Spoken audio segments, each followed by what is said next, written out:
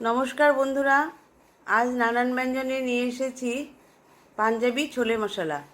এখানে আমি শুধু কাবলি ছোলা নিইনি, এখানে কাবলি ছোলা নিয়েছি, অল্প মটর নিয়েছি আর রাজমা নিয়েছি। এগুলোকে ভালো করে ধুয়ে নিয়েছি। এখন এগুলোকে প্রেশার কুকারে আমি সিদ্ধ করে নিব। রাত্রেবেলা ভিজিয়েছিলাম আর সকালবেলা অনেক সকালে করছি এটা। এখন এটাকে আমি এখানে প্রেশার কুকারে সিদ্ধ করে নিব। আর এখানে একটা নতুন কাপড়ের টুকরো নিয়ে নিয়েছি, আর একটা তেজপাতা, দুটো এলাচ, দারচিনি আর দুটো লং। আমার কাছে ছাঁকনি নেই, ছোট ছাঁকনি বা টি ব্যাগও নেই, সেই কারণে আমি এটাকে নতুন কাপড়ের মধ্যে বড় চামচের 1 চামচ চা পাতা দিয়ে এটাকে এইভাবে পুটলি বেঁধে নিয়েছি আর সুতো দিয়ে বেঁধে নিয়েছি।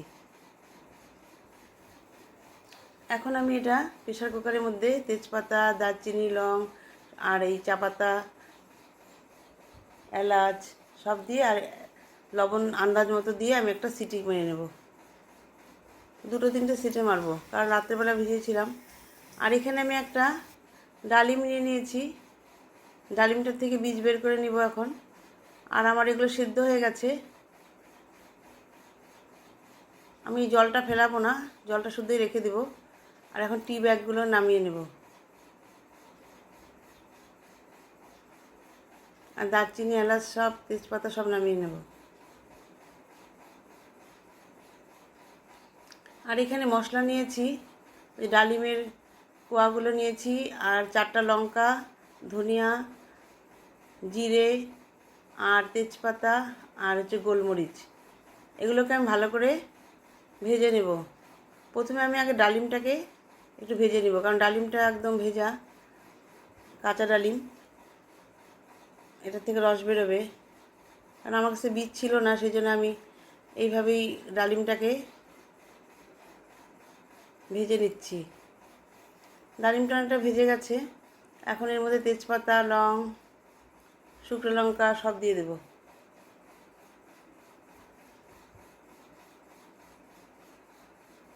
গোলমরিচ,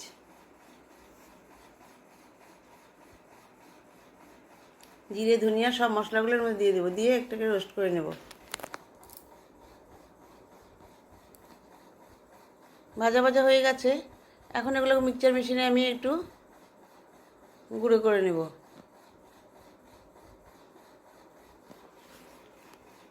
মিক্সচার মেশিনে গুঁড়ো করে নিলাম। আর এখানে মশলা নিয়েছি, আদা, কাঁচা লঙ্কা, 2টো পেঁয়াজ আর কয়েক টুকরো রসুন, মানে একটা রসুনই দিয়েছি, আর একটা টমেটো।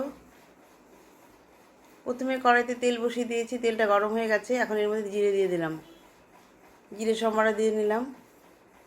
দিয়ে এখন ওই এটা গরম হতে হতে আমি এর মধ্যে পেঁয়াজ কুচানোগুলো দিয়ে দিলাম। একটা পেঁয়াজ আমি কুচিয়ে নিয়েছি আর 2টাকে আমি পেস্ট করে নিয়েছি। পেঁয়াজ কুচানোটা দিয়ে দিলাম, একটু ভাজা ভাজা হয়ে গেছে। কয়েক টুকরো রসুনও দিয়েছিলাম গোটা। এখন এর মধ্যে পেঁয়াজের পেস্টটা দিয়ে দিলাম, দিয়ে ভালো করে ভেজে নিচ্ছি।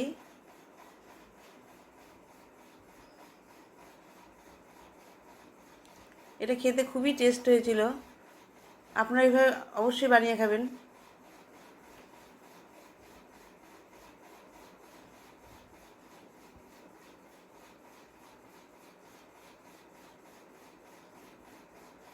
এভাবে এখন পেঁয়াজের পেস্টটাকে ভালো করে ভেজে নিচ্ছি।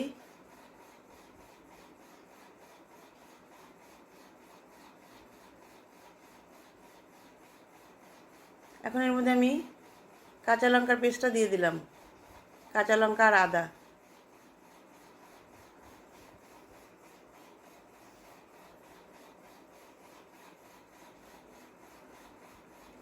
এটাকে ভালো করে ভেজে নিচ্ছি। আমার রাত্রেবেলা মানে এটা ভিজিয়েছিলাম, সকালবেলা বানিয়েছি, সেজন্য এত সকালবেলা টি ব্যাগ তো আমার ঘরে ছিল না, সেই জন্য আমি এইভাবে চা পাতাকে পুটলি করে নিয়েছিলাম। আর এখানে আমি এখন টমেটো পেস্টটা দিয়ে দিলাম,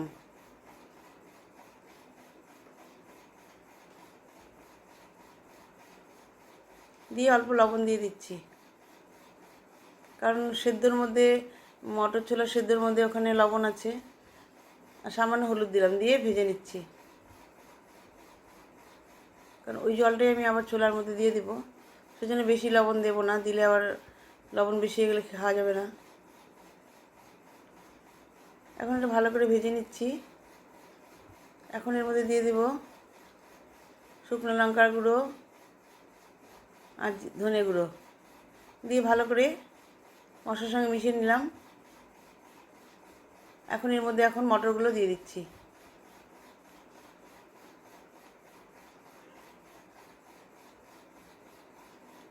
মটরগুলো দিয়ে ভালো করে ভেজে দিচ্ছি।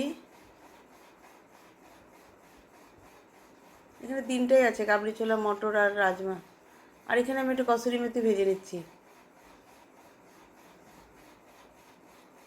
এখানে 3টা কাঁচা লঙ্কা দিয়ে দিলাম, দিয়ে ভালো করে মশলার সাথে ভেজে নিচ্ছি।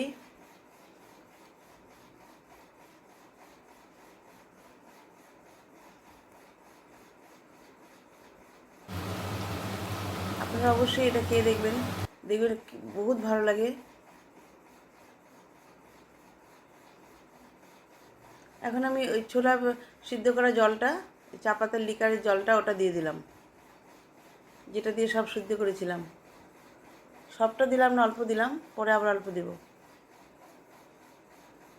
পরে আর একটু দিয়ে দিলাম, দিয়ে এখন মশলাটা ভালো করে মিশিয়ে নিলাম। এখন কিছুক্ষণ ফুটতে দেব।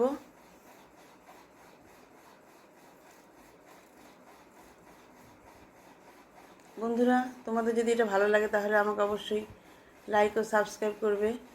আর এই যে মশলাটা বানিয়েছিলাম, সেই মশলাটার গুঁড়োটা এখন দিয়ে দিলাম।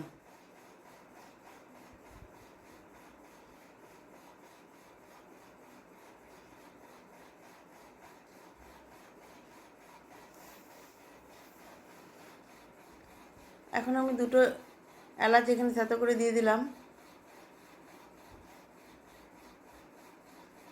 আর এখন এখানে কসুরি মেথিগুলো দিয়ে দিচ্ছি। পরে আর একটু দেবো, আগে এখন মশলার সাথে মিশিয়ে নিচ্ছি ভালো করে এটাকে।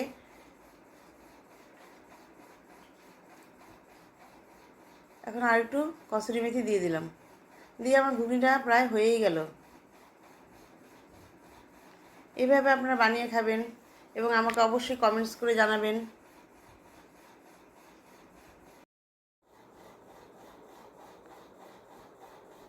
এখন এর মধ্যে কয়েকটা বিলাতি ধনেপাতা দিয়ে দিলাম। এমনি ধনেপাতা দিলেও হয়, কিন্তু আমার কাছে সেটা নেই, সেজন্য এখন আমি বিলাতি ধনেপাতা দিয়ে দিলাম। এভাবে আমার চানা মশলাটা তৈরি হয়ে গেল, পাঞ্জাবি চানা মশলা বা ছোলে মশলা। আপনারা অবশ্যই আমার পাশে থাকবেন এবং আপনারা সবাই ভালো থাকবেন এবং সুস্থ থাকবেন এবং আমার এটা দেখবেন, এবং প্লিজ আমাকে একটু লাইক ও সাবস্ক্রাইব করে দেবেন। নমস্কার।